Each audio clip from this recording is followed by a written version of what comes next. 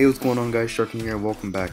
In today's video, I sort of have some news and updates, and also some news on the tutorial. First one that's coming up, it may not be this month. It probably will have to come next month because I have to plan out some stuff and redesign. What I mean by redesign is I'm revamping the Optimus Prime build from the showcase episode 3 of Playing Crazy. I have this Dollar Tree toy that I had years ago, and I still have it today, and I found it and I looked at this and I'm basing the model off of this. I'll have some images popped up on the screen. As you can see, the arms will stay the same push out function, and they can rotate and stuff, pivot, and they'll have those same functions, so that'll be easy. The body will be a little bit different. The little cabin area where people would sit and stuff, it's gonna have a different mechanism, and so will the legs.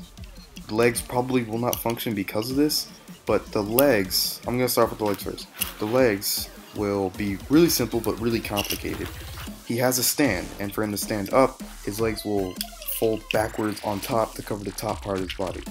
Now, the image that pops up here kind of shows that he basically folds his legs up, and there's a gap between the fourth and fifth section of the front and outer left and right side of both legs, so that gives him a nice little cavity to put the rest of the body in.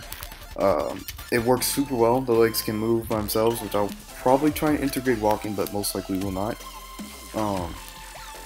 If we keep moving on to the cabin is just one big block. It can be versatile and what may be function. I will find functions for that, but what it's going to be is like a pivoting system, kind of like a platform that's moving from side to side on a pole that's about 3 feet. So what I'll do for this one is I'll use motors to kind of pivot on the back, so one will rotate, while the other one, it'll rotate about at a faster speed, and then the one at the top will rotate slowly, so when it comes down or comes up, it'll come up but also keep the top flat.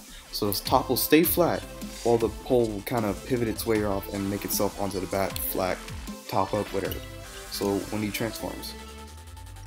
So that's basically about it.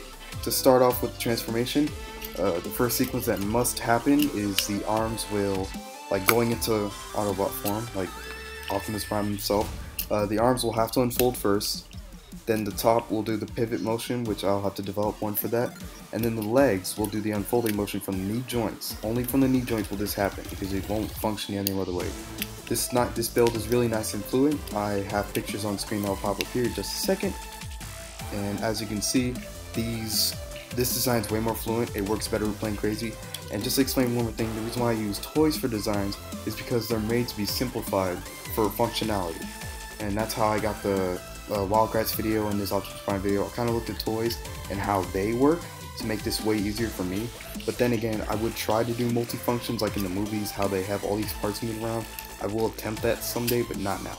Now I have this little project where it's Dollar Tree Prime is what I'm calling it. So once that's done, I'll do a tutorial maybe on that, maybe on the original one, because the original one's way easier to build, and this one's just going to be a revamp.